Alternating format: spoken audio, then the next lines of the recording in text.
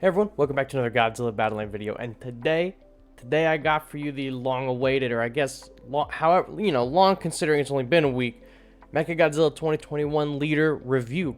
Now, I'd let you know right out the gate, I feel a lot better about Mechagodzilla being a leader than he is a unit.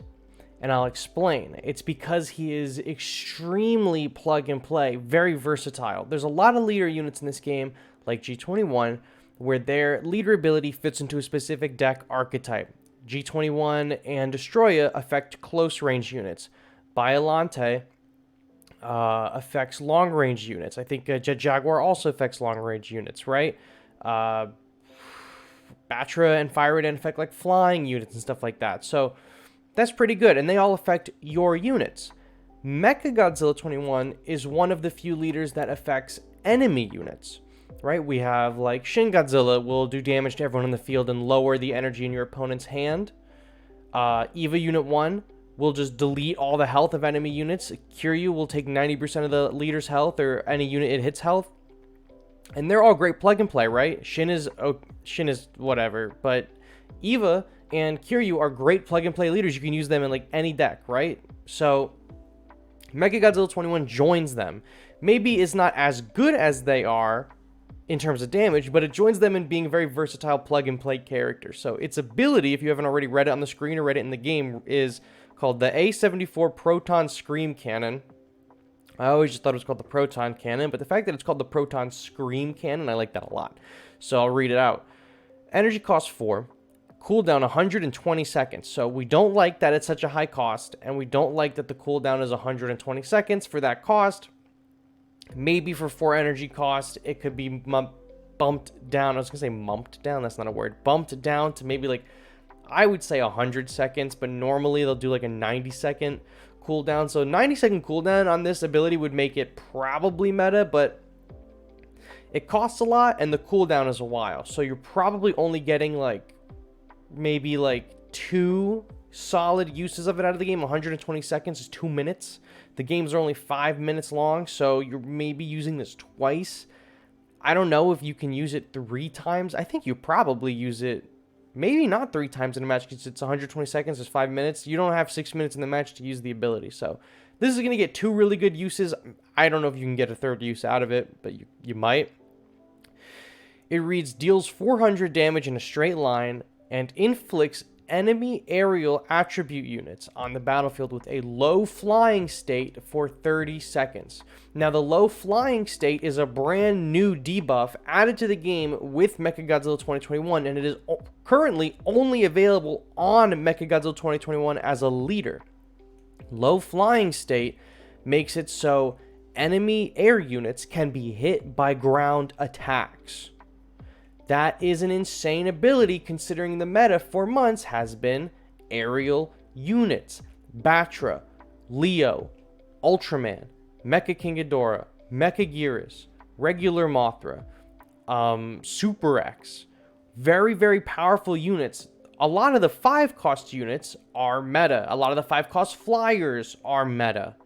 This ability makes it so they can be hit by ground units.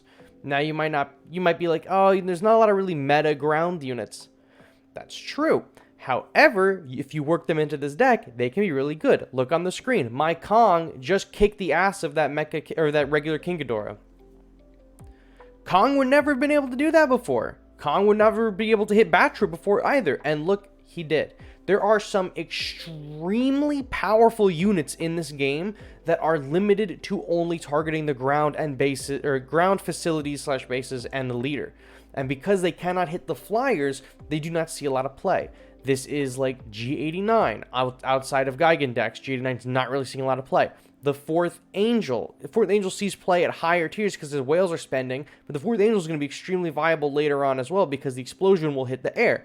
Now, not just the explosion will hit air for the 4th Angel, but its attack. And has a 3-second cooldown on the 4th Angel's attack. But it's extremely powerful. Look what it did to that Burning Godzilla. Now imagine that on Leo, on Batra, and then also the explosion, right? Gigan 04, great unit, will be able to hit the air units. King Caesar can hit them. So there's a lot of really good ground units that are a lot cheaper than the 5 cost flyers, and like the 6 cost like more meta defining units, right? So this ability is really good. This is a good ability. Now, keep in mind you can only use it twice in a match, so you're gonna still want to bring anti-air with you. You cannot rely on this ability to bring you dubs with an exclusively ground-based deck, because if you cannot hit the flyers, then you're still probably going to lose, because they'll be able to get a bunch of free hits on you. Yeah, you're going to be able to do a ton of crazy damage and hit the flyers for, what, 2 times? Not ideal to not be able to hit the flyers all the time, because they can send out, you know, Batra and Mothra Leo as many times as they want, and you can only take them to the ground twice a match. So that is definitely something to consider. This ability is, like, on paper, super valuable. This is a super valuable ability. This debuff specifically is what is super valuable. At the moment, if you are wanting to use characters like the 4th Angel or Gigan or G89, this will be good. If you're already using units like Anguirus or Kong, now that you just unlocked Kong, this is good as well. This ability pairs really well with a lot of really good units, because it affects the enemies and brings them to the ground. However, I do not know how the longevity of him as a leader will be. G89 is probably one of, if not the, or is probably the best leader in the game, right? And he has been since day one, because of his health and because of his ability to do a 50% damage buff. Not a lot of things can top a 50% damage buff. This ability, its only saving grace is that it can give a low flying state to enemy flying units.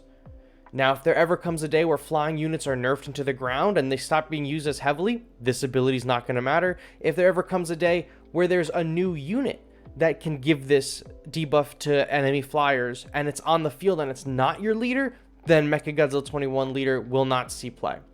The only reason at this moment that Mechagodzilla 21 would be seeing any meaningful play is because of the ability. The damage on this ability is crap, and he has AoE as a leader, but it is not nearly as good as some of the other AoE on some leaders like Jet Jaguar or Biollante. So everything else about Mechagodzilla leader is extremely mid. Extremely mid. It's the fact that he provides this low flying state debuff, this brand new debuff, that is what makes him a really good plug and play character right now. He could still be a really good plug and play character later down the line. That is, it's yet to be seen if he'll get phased out by a unit that might be able to give this debuff out. All I'm saying is he is the only one in this game that can apply this debuff to the enemies, and he doesn't even need to hit them with his laser beam. You just point that laser beam behind you or to the left or the right, it doesn't matter. It affects the whole battlefield.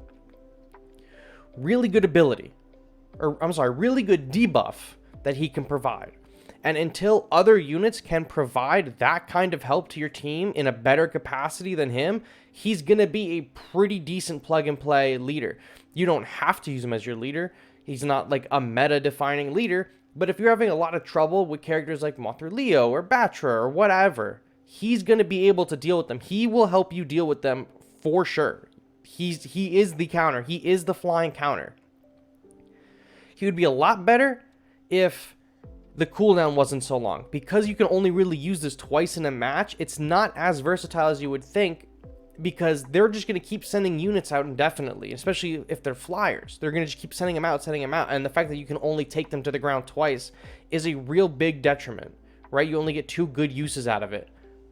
But the debuff is crazy, and I think the most important thing we can take away from Mechagodzilla 21 is that this debuff exists now, and going forward, I expect to see more characters with this debuff. I cannot imagine this ability stays strictly on Mechagodzilla 21. So at the moment, I think he's a really solid plug and play. If you have him and you want to use him, I don't really see a downside other than he's not as good as some of the other leaders, but he's going to really be helping you take down the flyers. Decent plug and play. Not the best leader. Certainly not the worst leader. He's pretty okay. That debuff is really strong. Will he get phased out in the future?